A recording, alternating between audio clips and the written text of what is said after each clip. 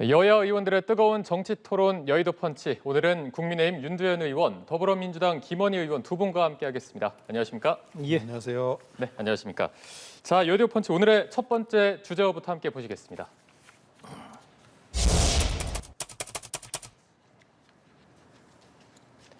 네, 개각 얘기를 먼저 해볼 필요가 있을 것 같습니다. 윤석열 대통령 취임하고 첫 개각 단행이었는데 먼저 두 분의 총평부터 한번 짧게 들어보겠습니다. 먼저 좀 말씀해 주실까요?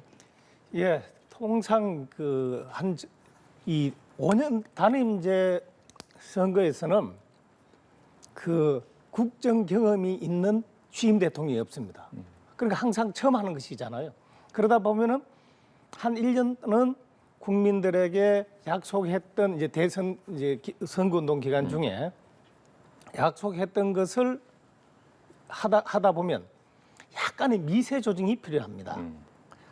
한 1년 정도 한 다음에 통상 보면은 이제 국정 철학이 서로 체화된 사람들을 내각으로 보내서 국정과제, 국민에게 약속했던 것을 이제 실행하는 그런 패턴을 보이고 있거든요. 이번 그 개각, 그리고 인선이 그런 의미를 담고 있다. 다시 말해서 그 국정 철학을 공유하게 된 비서관들을 중심으로 행정 일선에 보내서 국민과 약속했던 그 국정 과제를 추진력 있게 이행하면서 그러면서 부처에 활력을 불어넣기 위한 그런 인사다. 그래서 아마 이제 그 윤석열 정부 2기 내각이라고 얘기할 수 있는데 그것은 개혁하는 내각, 일하는 내각 될 거다. 이렇게 말씀드리겠습니다. 네, 김 의원님의 총평도 한번 들어보겠습니다. 네, 이번 인사에서도 검찰 우대, 극우 성향 인사 우대, 그리고 대통령과 직접적 친분이 있는 사람 우대, 이 3우대가 더 지켜진 거 아닌가. 그래서 딱 한마디로 정리하면 첩첩산중, 전입가경, 목불인견 이렇게 정리하고 싶습니다. 윤석열 정부의 색깔이 갈수록 극우와 일치화되고 하고 있는 것 같아서 정말 걱정이 큽니다. 이제 2년차 넘어가면서 어떤 소통과 화합 이걸 통한 어떤 국정의 어떤 안정적 운영 이걸 해야 되는데 극우와의 일치화를 통해서 대결과 갈등이 더더욱 격화되지 않을까 이런 걱정입니다. 네, 두 분이 정반대의 또 총평을 해주셨습니다. 저희가 하나하나 좀 자세히 분석해 볼 텐데 먼저 통일부 장관 후임에 김영호 성신여대 정치외교학과 교수가 지명이 됐습니다. 자, 대통령실의 입장을 보면 국제통일정책 전문가다, 적임자다 이런 입장을 밝히고 있는데 여기에 동의하십니까? 예, 방금 이제 말씀하실 때 우리 김 의원께서 이제 극우다만 이렇게 표현을 했는데요. 상대가 극우인지 아닌지는 상대의 위치도 중요하지만 나의 위치도 중요합니다. 자기가 지나치게 왼쪽으로 가 있으면 자기 오른쪽에 있는 모든 사람이 극우로 보이는 좀 겁니다. 상대적으로 볼 수 있다 이런 그래서 말씀이시죠? 그렇게 하고 그다음에 이제 오늘 그 민주당 박성준 그 대변인인 거 보면 인사가 만사가 아니라 망사가 됐다라는 표현을 썼는데 제가 저도 기자를 했었는데요. 제 기억으로는 1994년인가 5년에 당시 김종필 그 자민련 총재가 있거든. 자민련이라는 당이 있었고요. 네네. 그 자민련 이라는 당에서 대변인 하던 김문원 의원이라는 대변인이 계셨어요. 그분이 이 김영삼 정부 인사를 보고 인사가 만사인데 망사가 됐다. 그런데 수십 년이 지난 지금도 그 단어가 되풀이된다는 것은 우리 정치가 그만큼 한 걸음도 못 나가고 있다. 그래서 이게 먼저 우리가 자성이 있어야 되지 않느냐라는 생각과 함께 아까 말씀하신 그 김영호 장관에 있어서 먼저 이제 권영세 이제 통일부 장관도 훌륭하시고 또 품성이 상당히 이제 부드러우세요. 근데 지금까지 통일부를 이끌면서 근데 무엇이든지 급격하게 바뀌는 것은 바람직하지 않다. 그래서 좀 부드러운 품성의 권영세 장관이 지금까지 이제 통일부 에서 전 정권에서 끌어오던 그 패턴에서 약간의 수정은 있지만 부드럽게 이제 변화를 하다가 이제 그 기반이 어느 정도 이루어졌다고 보고 그러면 분명한 원칙을 가지고 북한과 이 협상을 할 수 있는 대화를 할 수 있는 사람이 필요하다. 그렇게 해서 그 김영호 지명자가 나왔다고 보고요. 그 김영호 이 지명자는 본인도 이야기했지만은 원칙을 갖고 북핵 문제에 접하겠다 이렇게 이야기를 했거든요.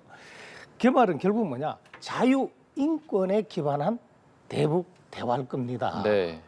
그리고 우리가 이제 미국의 그 미소 이 냉전 시대를 잘 보면 원칙이 분명할 때 미국이 우위했습니다. 예. 그리고 그 누구라고 이야기는 하지는 않겠지만 그 이전에 이 유화책을 쓴 것은 그 유화책을 계속 쓰면 먹혀 들어가지가 않아요. 네네. 예. 그래서 이것은 강경 일변도로 가겠다는 것이 아니라 원칙을 갖고 임하겠다. 그건 내용이 다른 겁니다. 네. 저도 한번 말씀해 얘기할까요? 주실까요? 그 사람의 어떤 성향은 그분이 살아오면서 보여준 말과 행동으로 보여주는 거 아니겠어요? 근데 그분이 하고 있는 운영하고 있는 유튜브를 보면 적나라하게 드러나요. 남과 북은 적대적 관계다. 김정은 정권을 타도해야 된다. 이런 얘기를 하는 분이에요. 통일부가 어떤 데입니까? 남과 북의 이 분단 상황을 극복하고 평화적 교류와 협력을 이어가서 평화적 통일로 가야 하는 민족적 과제를 수행하는 부처가 통일부인데 남북을 적대 관계로 적시하고 그리고 김정은 정권을 타도하는 사람이 통일부 장관으로 적격한가? 이건 국민들이 보면 아실 거 아니겠어요? 그리고 그런 얘기가 있어요. 한간에 통일부를 없앨 수 없으니까 아예 통일부를 망가뜨리려고 하는 거 아니냐, 이런 얘기를 하는 분들이 있을 정도예요. 보면 예를 들어 노태우 대통령, 즉 우리 지금 현재 국민의힘의 과거로 올라가 보면 노태우 정권이 민정당의 노태우 정부가 나오잖아요. 노태우 전 대통령이 군사 정권이었습니다. 군사 독재 정권이었습니다. 이분들이 남과 북 관계를 개선하기 위해서 77선언이라는 걸 채택하는데 그때 가장 중요한 테마가 뭐냐면 북한은 반국가 단체이자 대화와 협력의 동반자라고 규정을 합니다. 그래서 그 규정이 헌재라든가 재판의 판결이라든가 어떤 대법원의 판결에 주요한 잣대로 작용하고 있습니다. 지금도 그렇습니다. 그런데 남북을 적대적 관계로 김정은을 타도 대상으로 보고 있는 통일부 장관을 임명해서 도대체 대한민국의 통일부를 어떻게 운영할 거냐, 대한민국을 30년 전으로 노태우 정권 이전으로 되돌리려고 하는 거 아니냐라고 하는 걱정들이 있는 겁니다. 그리고 이분이 또 하나 걱정되는 게 뭐냐면 박근혜 대통령의 국정농단을 옹호하는 사람 아니냐라고 하는 오해를 불러일으킬 발언들을 많이 했어요. 무슨 얘기냐면 박근혜 전 대통령에 대한 헌법재판소의 탄핵 결정을 체제 전복 세력에게 붉은 카펫을 깔아주는 결과다, 이런 얘기를 해요. 즉 무슨 얘기냐면 박근혜 대통령의 국정농단으로 인한 탄핵을 부정하는 발언을 해요. 지금 우리 국민이나 헌법재판소의 판단을 부정하는 발언을 한단 말이죠. 이런 사람이 일국의 장관이 되는 자격이 있는지 저는 상당히 의심이고요. 정말 우리 윤석열 대통령이 통일부를 흡수 통일부 혹은 김정은 타도부로 만들 생각이 아니라면 지금이라도 처리하는 게 옳다, 이렇게 생각하고 있습니다. 네, 앞서 이제 뭐 극우 편향이다라고 말씀해 주셨는데 이번엔 또 하나 평가해 주신 게 검찰 편향이다. 이 부분이 아마 권익위원장 후임에 그 김홍일 전 부산고검장 출신이 지명이 된 부분을 지적을 하신 것 같습니다. 이 임명은 좀 어떻게 평가하시겠습니까? 자, 김용일 전 검사가 어떤 분입니까? 그분 방금 말씀드렸던 대로 그분의 언행을 봐야 되거든요. 이분이 이명박 전 대통령 시절의 BBK 사건, 도곡동 땅 보유 사건을 네. 담당했던 검사입니다. 그때 이분이 어떤 처분을 내렸냐면 무혐의 처분을 내려서 이명박 대통령이 대통령에 당선되는데 지대한 역할을 하는 사람입니다. 면죄부를 줬다, 이런. 그렇죠. 평가요. 면죄비를 줬죠. 대통령한테 눈치 보는 사람이에요. 이분은 대통령이 될 사람 혹은 대통령하고 가까운 사람에게 눈치 보는 사람이에요. 거기다가 더해서 이 양반이 2011년에는 윤석열 중수이과장을 데리고 부산저축은행 비리 의혹을 파헤쳤던 사람이에요. 부산저축은행에 면죄부를 준 사람들이에요. 무슨 얘기냐면 대장동 사건의 주범들이 부산저축은행 사건의 부실 수사에 의해서 살아나거든요. 그리고 거기서 대출받은 돈을 종잣돈으로 해서 대장동 사건을 김만배 등이 일으킨단 말이죠. 이때 만약에 수사를 제대로 했으면 부산저축은행 사건을 제대로 수사했으면 대장동 사건은 일어나지 않아요. 근데 이분이 윤석열 중수 2부장 당시 이과장 시절에 데리고 일하면서 이 부산저축은행의 부실 수사를 이끈 사람이란 말이죠. 지나치게 가까워요, 윤석열 대통령하고. 자, 권익위원회는 정부와 약간 맞서는 일들이 많습니다. 무슨 얘기냐면 행정제도를 개선한다거나 부패 어떤 예방이라든가 부패 행위에 대한 규제 이런 것들을 강화하는 데가 권익위원회인데 윤석열 대통령령하고 이렇게 가까운 사람이 그런 역할을 할 수 있겠어요? 이런 걱정들이 든다는 겁니다. 자, 눈치 보는 사람이다. 좀 박한 평가를 해주셨습니다. 어떻게 좀 보시나요? 그 부산저축은행 사건은요. 그때 그 사람들이 그걸 했다라고 이야기해서 그 사람들이 다 이 사람을 처벌하는 것이 아니라 지은 죄를 처벌하는 겁니다. 그래서 그때 그 수사에 있어서 직접적인 관여 그게 없었기 때문에 그 사람들이 피해가고 나머지 또 죄가 있는 사람은 처벌을 받은 겁니다.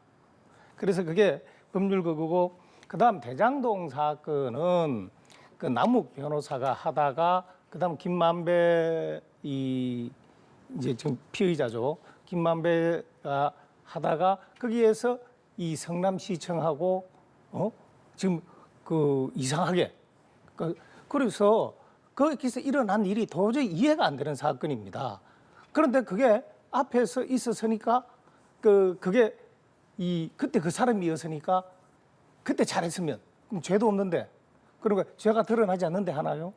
그건 아니죠. 그러니까 죄를 처벌하는 것이 사람을 처벌하는 게 아니다라는 말씀을 드리고 그리고 김홍일 그 당시 그 중수부장이 BBK 그 수사를 했을 때 그 이어서 특검도 나옵니다. 그 BBK하고 그 집 문제는 그 이 당시 이명박 후보께 아니라고 그다음 문재인 정부 들어서 탈탈 털었지만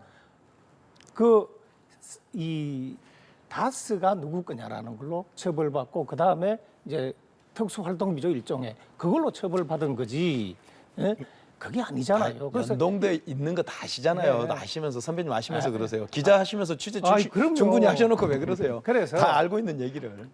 그래서 이른바 말하는 그럴 거다라는 예단을 가지고 처벌하면 그게 절대 왕정 시대 그 유럽의 그 경찰 국가 감시 감독하는 그런 국가하고 뭐가 달라요?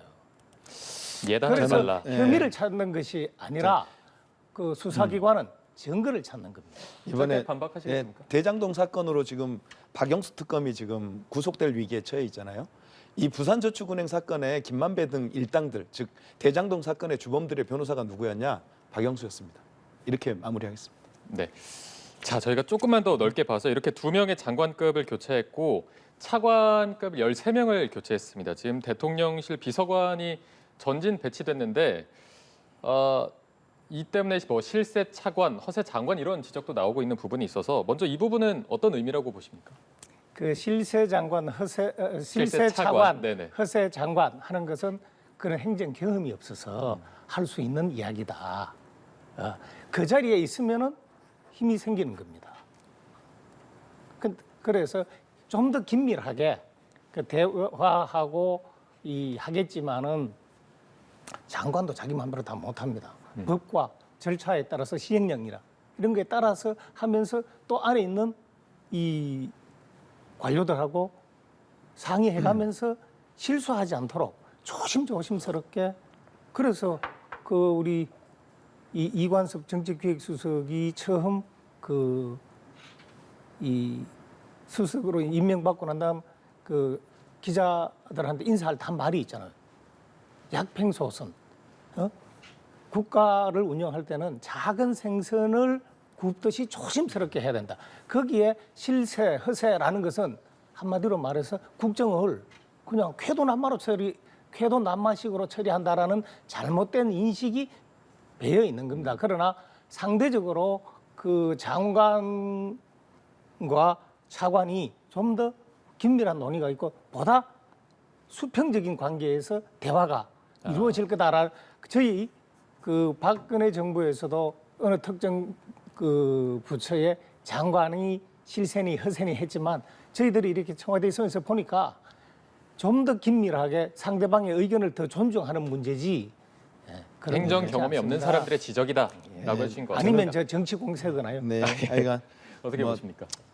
저도 청와대에 있어봤습니다만은 김대중 대통령 때 제가 청와대 모시고 행정관으로 일했습니다만은 뭐 대통령실에서 친정 체제를 구축하고 장악력을 높이기 위해서 대통령실 출신들을 부처 차관이나 부처의 주요 보직으로 보내는 거는 흔히 있는 일입니다. 근데 이게 보통은 집권 말에 나타나는 패턴이거든요. 왜냐하면 힘이 대통령실의 장악력이 떨어지고 어떤 대통령의 어떤 국정 장악 능력이 그러니까 후퇴할 때 그것을 높이기 위한 수단으로 써먹는 건데, 즉 레임덕이 왔을 때 써먹는 건데, 집권 2년 차에 벌써 이런 카드를 써먹는 거를 보면서 장악력에 문제가 있나?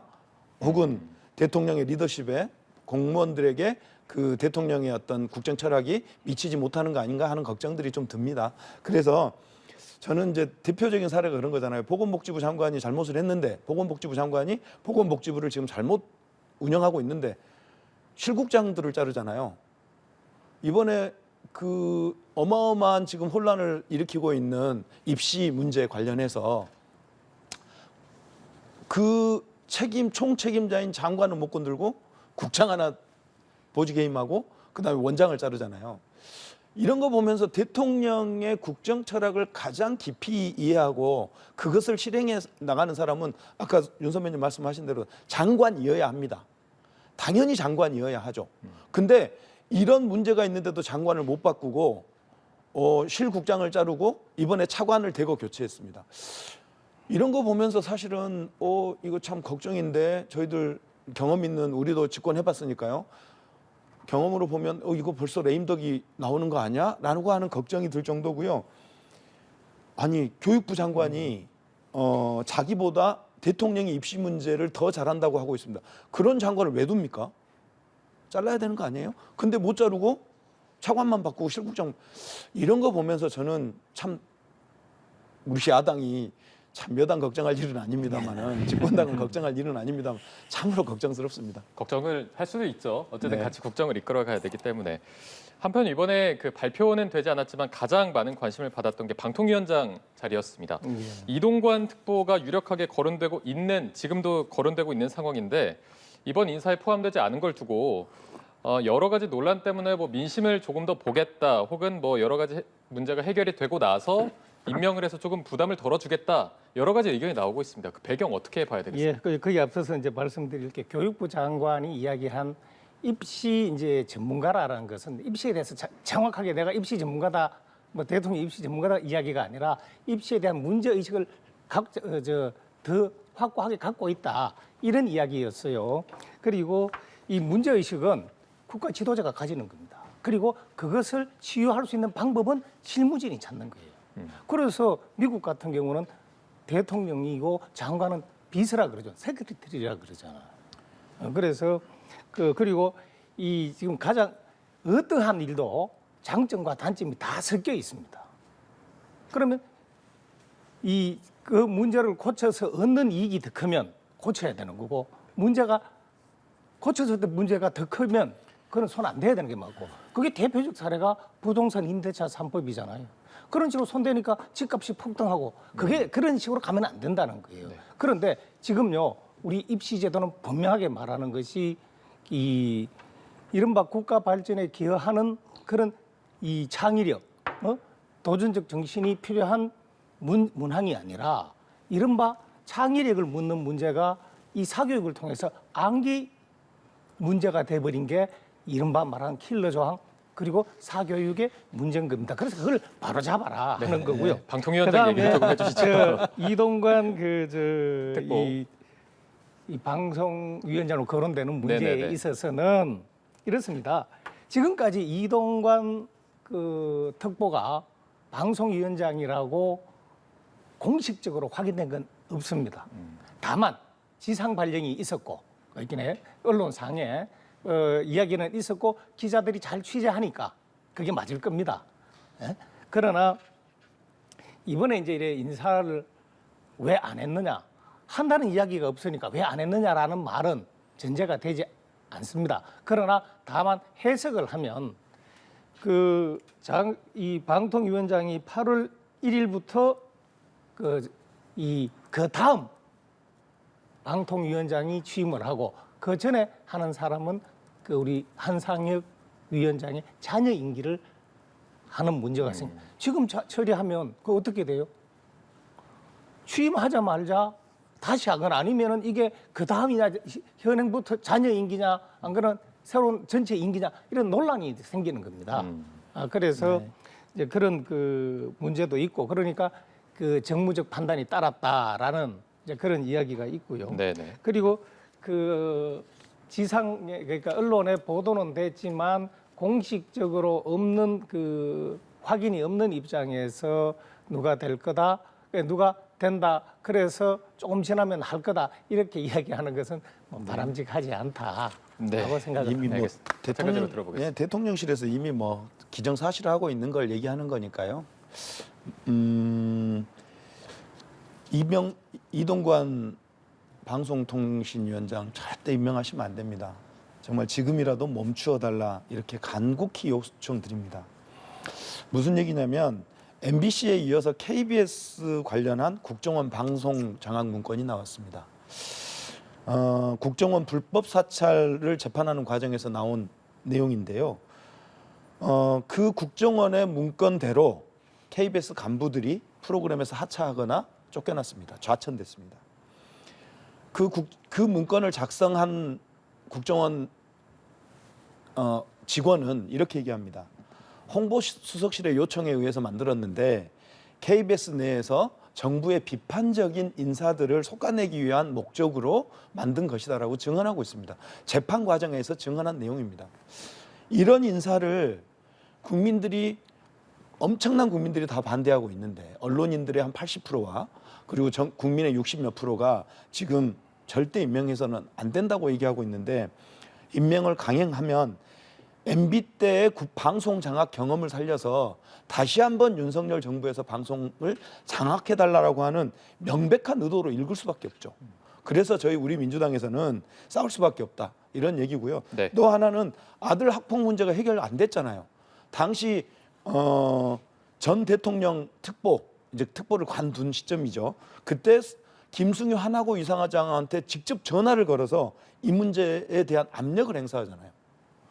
상상이 됩니까? 일반인들로서는 상상하기 어려운 일이잖아요. 어떻게 이사장한테 전화해가지고 자기 아들 문제에 대한 압력을 행사하고 그 압력 때문인지 하나고의 학폭위가 개최되지 않아요. 그래서 이동관의 아들은 아무런 처벌을 받지 않고 아무런 흔적 없이 다른 학교로 전학을 가서 좋은 대학에 들어갑니다. 이런 과거를 갖고 있는 사람이 어떻게 공정하다고 얘기할 수 있습니까? 가장 공정하고 가장 투명하고 그리고 언론으로서의 어떤 중립적 위치를 지켜야 될 사람으로서 결코 맞지 않는 인물인 거죠. 네. 알겠습니다. 저희가 개각에 대해서 먼저 좀 얘기를 나눠봤고요. 저 여의도 펀치 두 번째 주제 바로 이어서 보시도록 하겠습니다.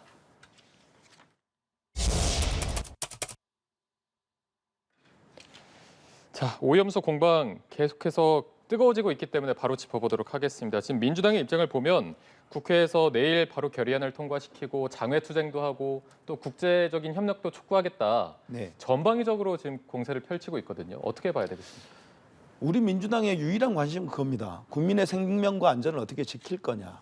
그리고 국민의 생명과 안전을 지키기 위해 대한민국 정부가 우리 국회가 어떤 일을 해야 되느냐라는 것에 초점이 맞춰져 있습니다.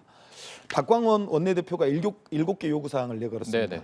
일단 후쿠시마 원전 오염수 해양 투기를 6개월간 보류하자. 그리고 한국과 일본이 공동으로 상설협의체를 구성해서 환경 영향 평가를 실시해 보자. 그리고 IAEA 검증의 공정성이 우려되고 있으니 국제사회의 객관적 검증을 받아보자. 그리고 국제해양법 재판소에다가 이 문제를 한번 의논해 보자. 이런 얘기예요. 그 대목 하나하나에 어디에 정쟁이 있습니까? 국민들의 생명과 안전을 지키기 위한 우리 민주당의 고민이 고스란히 담겨 있습니다. 이 문제에 대해서 저는 국민의힘이 전향적으로 국민의 생명과 안전을 지키기 위해서 같이 동참했으면 좋겠다. 이런 생각입니다. 동참할 의향이 있다고 보십니까? 지금 괴담 고리로 해서 계속 국민의힘은 반격하는 모습인데 동참할 의향 어떻게 좀 보십니까? 동참을 지금 물어보는 거는요. 상당히 그게 기본적인 인식이 잘못된 겁니다. 그게 국제사회에서 받아들일 수 있는 부분이 있나요? IAEA가 그 국제기구인데 그거 못 믿겠다 그러면 IAEA가 뭘 해요? 그럼 처음에 왜 우리가 문재인 정부 때 왜 그럼 IAEA 끼워가지고 왜 했어요? 안 해야죠. 그거 왜 했어요? 근데 그걸 다시 내가 하자. 그거는요. 극단적인 전형적인 공포 마케팅을 위한 억지에 지향하지 않습니다. 국민 건강 지켜야죠. 근데 이게 지금 국민 건강 지키는 건가요? 과학에 기반해야죠. 진실에 기반해야죠. 아니 지금 이른바 오염수 괴담의 피해자가 누구예요? 이익 보는 사람 누구예요? 지금 피멍 드는 사람이 누구예요? 어민과 수산 관련자잖아요. 이 사람들이 지금 삼중수소가 천일 소금에 넘어 있을 수 있나요? 물의 구성 요소잖아요. 물이 날아가면 같이 날아가는 거예요. 그리고 서해안, 우리 쪽에서는 서해안이지만 그 중국 입장 동해안에 원전 많잖아요. 거기서 훨씬 더 많은 삼중수소가 나옵니다. 50배나 더 많대요. 그건 왜 이야기를 안 해요? 중국산 삼중수소는 안전하고 일본의 삼중수소는 해로운가요? 그게 과학이에요? 의견을 들어볼까요? 아니 잠깐만 이야기 잠깐만요. 들어보세요.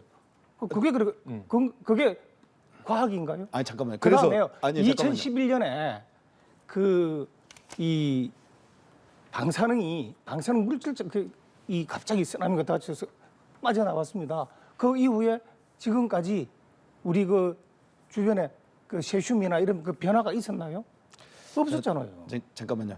윤 선배님. 방금 그렇게 말씀하셨는데 그건 빨리 수정하셔야 될 게 이 삼중수소나 이런 게 물에 희석하면 날아간다고 하셨는데 절대 안 날아갑니다. 방금 그렇게 물에 희석하면 날아가는 게 아니라 건조가 되면 날아간다는 거예요. 그러니까요. 왜? 삼중수소는 물을 구성하는 부분이잖아요. 그러니까 그건 바로 잡고요. 예. 자, 과학 말씀하시는데 과거로 좀 올라가 보겠습니다. 후쿠시마 원전을 건립할 당시에 후쿠시마 어민들이 이 후쿠시마 원전 건립을 반대합니다. 그 이유가 뭐냐면 원전의 안전성과 그리고 폭발 위험 이런 것들을 들어서 후쿠시마 원전 건립을 반대합니다. 그랬더니 당시에 일본의 원전 전문가들하고 과학자들이 원전은 안전하다, 폭발 위험성 없다 이러면서 어민들을 설득합니다. 근데 수십 년이 지난 후에 후쿠시마 대지진이 일어났고 후쿠시마 원전은 폭발됐습니다. 그리고 거기서 나오는 원전 오염수가 어마어마한 미래의 재앙이 되고 있습니다. 그래서 후쿠시마 어민들이 당시에 그 원전 전문가들을 찾았답니다. 한 명도 찾을 수가 없습니다. 나타나지 않습니다. 수십 년 전에 과학적이다, 원전 안전하다, 절대 폭발하지 않는다고 주장했던 일본의 원전 전문가들 지금 어디 있습니까? 그 사람들이 어떤 책임을 졌습니까? 자, 30년 후에 후쿠시마 원전 오염수가 이제 방류가 되면 30년 플러스 알파가 방류가 된답니다. 방류가 되는 동안 이걸 바닷물에 섞일 거고 그리고 플랑크톤이 그걸 먹을 테고 플랑크톤을 1차 포식자가 먹고 2차 포식자가 먹고 참치 같은 최종 상위 포식자가 그걸 먹는 동안 이 후쿠시마 핵 원료는 핵 오염 물질은 해소되지 않습니다. 분해되지 않습니다. 몸에 온전히 그대로 쌓이게 됩니다. 30년 후, 40년 후에 그 쌓인 원전 오염 물질을 먹은 생선이 인간에게 어떤 영향을 미칠지는 아무도 아직 모릅니다. 그런 과학적 증거는 없습니다. 그래서 우리는 신중하게 접근해야 한다고 주장하는 게 왜 괴담입니까? 자, 광우병 똑같은 논리였죠. 그 광우병 그랬어요. 네. 뇌숭숭 구멍탁 했는데 그렇게 됐나요? 그때 그 광우병 그러니까 미국산 소고기를 먹느니 생선가리를 먹겠다 하는 사람 그 지금 뭐해요? 자, 그다음에 사드도 아니 전자기파에 튀겨진다면서요. 그 튀겨졌어요.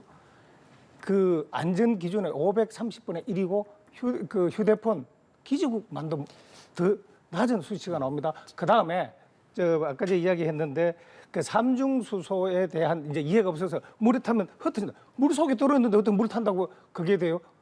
다만 그 물 전체 물에 이 농도는 희석되겠지.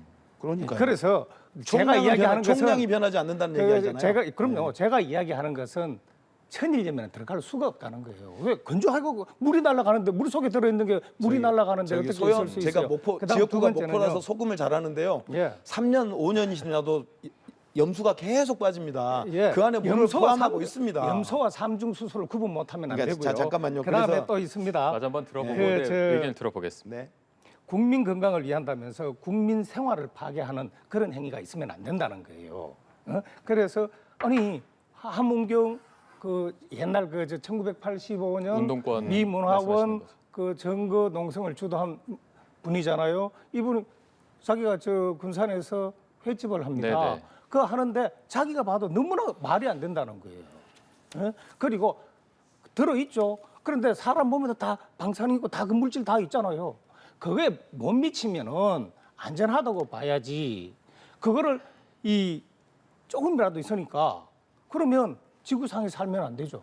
자, 저도 얘기 좀 할게요. 네, 짧게 좀 마무리를 부탁드리겠습니다. 광우병 괴담 말씀하셨으니까 그것 좀 얘기할게요.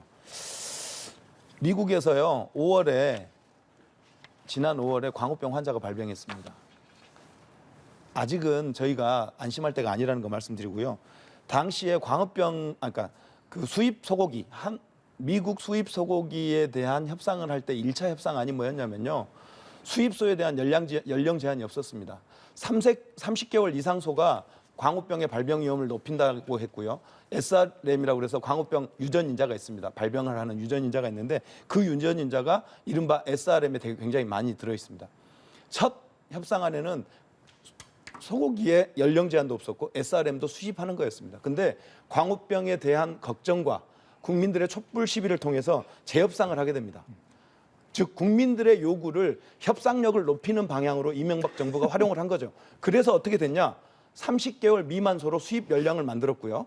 그리고 SRM은 수입을 금지시켰습니다. 그런 걸 통해서 광우병 발병의 위험을 낮췄습니다. 즉 국민들의 힘으로 재협상을 이끌어냈고 재협상의 결과가 광우병의 위험을 낮추는 결과를 낸 겁니다. 그것을 높게 평가해야지 무슨 괴담이라는 겁니까? 국민들이 그때 나와서 주장했던 것들을 가지고 그 내용으로 다시 미국과 한국 정부가 다시 재협상을 한 거예요. 그래서 그걸 따냈습니다. 그걸 칭찬해야 마땅한 거죠. 예, 알겠습니다. 아니 자, 네. 그 뭐 어제 어느 분은 뭐 짧게 좀 수십만 명이라고 마무리를 얘기하는데 부탁드리겠습니다. 그 광우병은 주로 영국에서 많이 생겼죠. 네, 지금 너무 그다음에 광우병 쪽으로 가고 그 있어요. 광우병 이야기를 하니까 광우병 왜 얘기하셨으니까. 30개월이 넘는 소고기가 왜 나오느냐? 지금 국내산 한우는 30개월이 넘죠. 왜? 그래야 우리 이 소비자들이 좋아하는 이 기름기가 고기에 골고루 섞여서 그 맛이 우리 사람들, 우리 국민들 입맛에 더 맞습니다. 그래서 이제 그 했고 그리고 그것은요. 방금 이야기한 것처럼 그 방금 우리 저 말씀은 네, 마무리해 주시죠. 파리 잡으려고 네. 미사일 쐈다. 예, 하는 말씀과 비슷한 이야기로 저도 들립니다. 마무리만 10초만 주십시오. 드리겠습니다. 국민의 생명과 안전을 위해서 과도하게 그것을 규제하고 하는 것은 얼마든지 허용돼야 됩니다. 왜? 국민의 생명과 안전에 직결되는 문제이기 때문에 좀 더 과도하게 우리가 기준을 삼아도 충분히 괜찮다. 이게 우리 민주당의 생각입니다. 네, 알겠습니다. 두 분 말씀 오늘 여기서 좀 과거한 마무리 게 아니고요. 해야 될 것 저, 같습니다, 의원님. 그것은 규제가 아니고 그 억지다라고 네, 알겠습니다. 말씀드리겠습니다. 판단은 뭐 시청자분들이 다 보면서 하실 것 같습니다. 저희가 마무리하도록 하겠습니다. 국민의힘 윤두현 의원, 더불어민주당 김원희 의원 두 분과 함께했습니다. 고맙습니다. 네, 수고하셨습니다. 네.